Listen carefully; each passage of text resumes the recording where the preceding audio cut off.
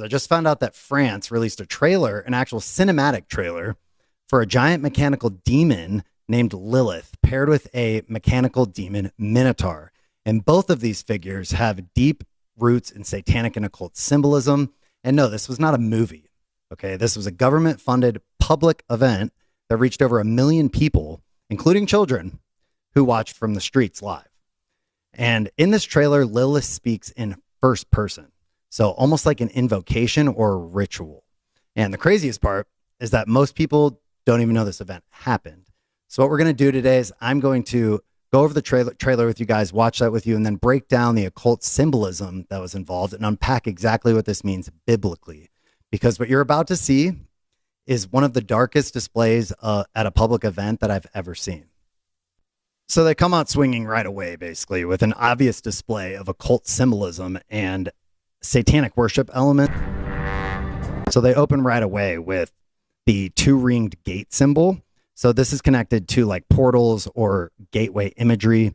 Basically, it's like, the left circle could look like an entry point, and then you have the right circle, which would be like an exit point for the portal, which is like, the veil between two worlds. So this directly connects to Lilith's description of that you'll see later, that she wanders from city to city in search of damned souls. And then the horizontal bar right here, this is like a cross-like element or a broken cross, which obviously you can understand what that means. That's mockery of Christian symbols or of Jesus' cross that he was crucified on. And then you have like the horn silhouette kind of at the top here. This kind of resembles horns or claws or like of a demonic silhouette. And this subtly mirrors the Minotaur, which you'll see later.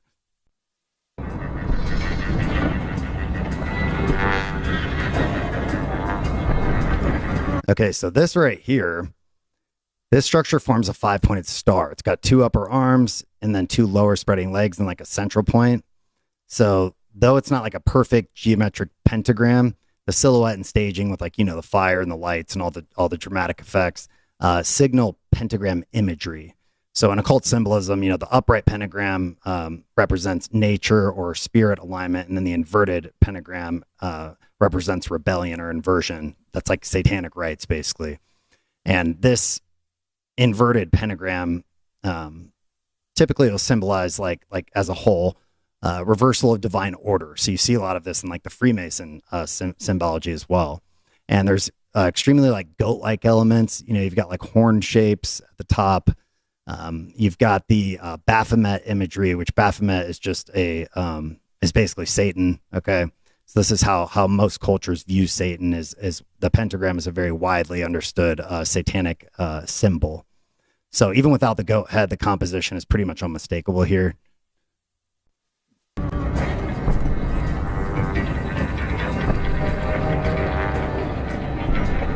And then the last one that I have to stop for is you have the triple serpent or the triple spiral symbol. The first thing I noticed was that it's got a 666 very clearly. And serpent imagery, which if you look close, you can see the serpent's mouths opening here at the top. Serpent imagery is, as you can imagine, a reference to the serpent, which is Satan. A lot of serpent worship or pagan god worship from ancient cultures, they worship the serpent, which is Satan. So there's a writhing motion, serpent head. And in occult symbolism, it just represents hidden knowledge, which like in the Garden of Eden, the serpent promised hidden knowledge to Adam and Eve. So, or rebellion, temptation, or even an awakening, right?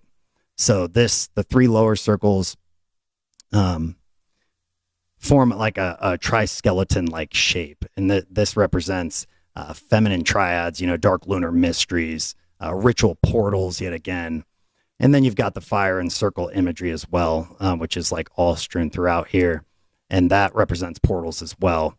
So, the fire intensifies the symbol, of course, because fire, especially in the occult, represents purification or destruction or like transformation, if you will.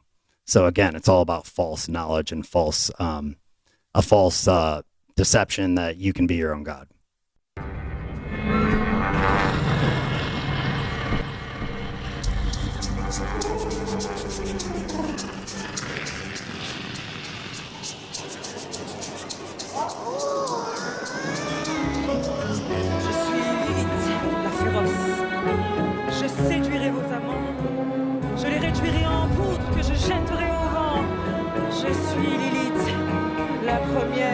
and pay attention to the bottom. I actually added English subtitles to this. This is the invocation that is being narrated as if Lilith, aka this big demonic-looking statue here, is saying.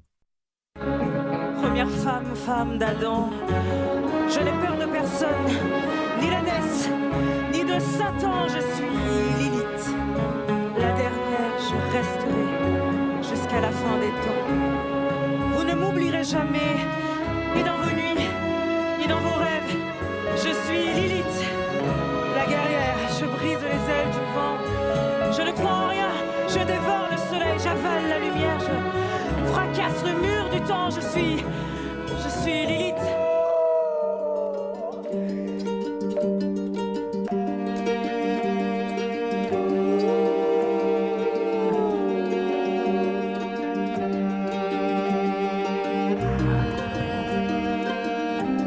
La jeune fille sombre n'a pas de nom, pas d'origine.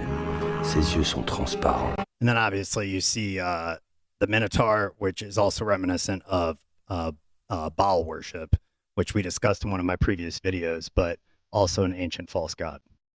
Couleur de l'eau. Ses yeux sont un miroir. De lune et d'argent froid où je me noie, où je me perds.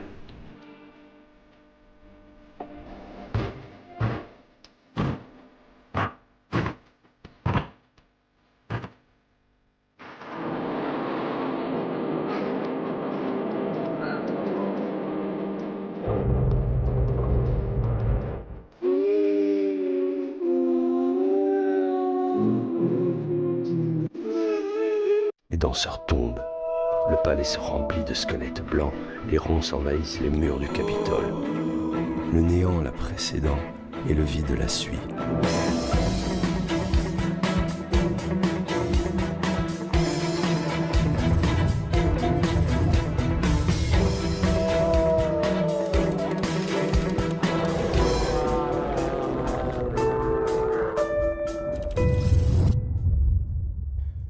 Le néant la précède et le vide la suit. Tout se plie, tout se courbe. Elle danse dans l'ombre des pierres. Son silence est noir.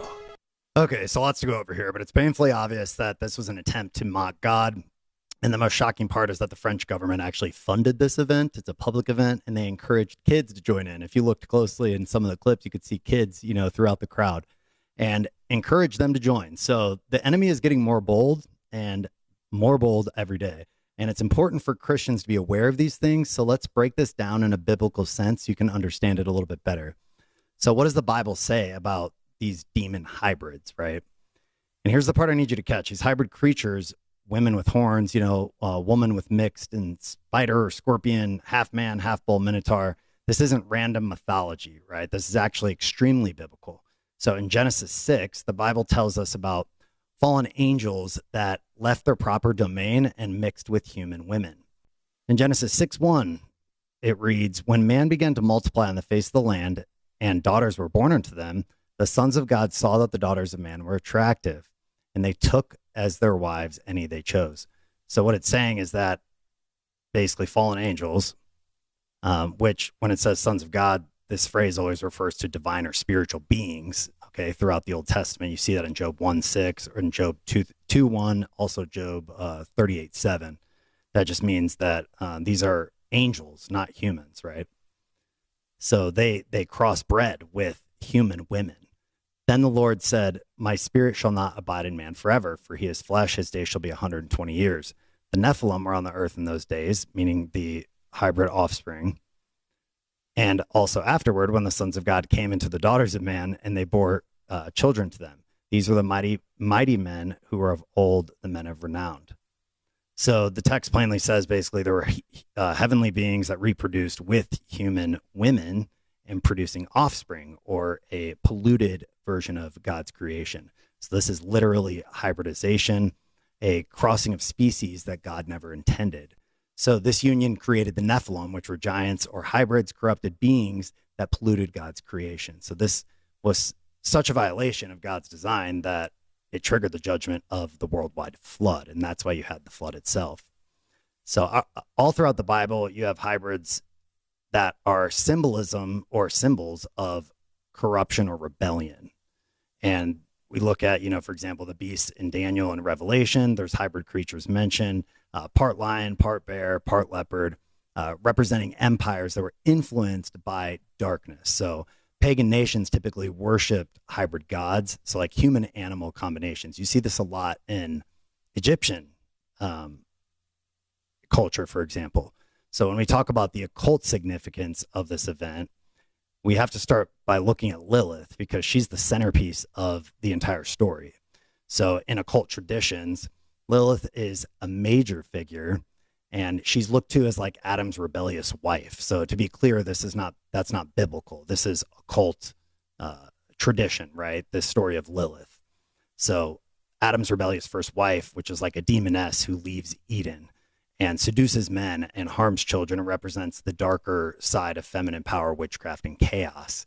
So basically, this is the enemy's version of the creation story, and what occultists are being fed is this lie about what really happened in the Garden of Eden and the story of humanity, right? So the Minotaur, on the other hand, carries the same weight. So in Greek myth, he's born from a supernatural union, and it involves a divine bull, which is a hybrid being trapped in a labyrinth who devours sacrifices. So the bull itself is tied to Baal or Moloch, which are other ancient gods, associated gods, lowercase g, associated with idolatry and child sacrifice. So super dark stuff, right? A bull-headed creature instantly signals spiritual rebellion. So that's why they had that in this parade. So combine that with humanity, and you have a symbol of corrupted creation, okay? So when you see a modern government-funded event parading hybrid entities, a demoness with horns, a spider woman, a minotaur, that's not just art, people, okay? That's spiritual symbolism, and it's right in front of your face, and it's tapping directly into the same themes that the Bible uses when it wants to portray what happens when creation is tainted, or when there's rebellion and corruption within creation. So let's not get it twisted. We are in a spiritual battle, and this is why Christians need discernment, especially right now in what I would believe are the latter days, because the world is normalizing this stuff, and this exact imagery that God told us was a sign of spiritual rebellion. So it's kind of coming full circle, right? Back to the beginning of the Bible, the beginning of the story. As Jesus said, the last days would be like the days of Noah. And this is exactly what this is referencing.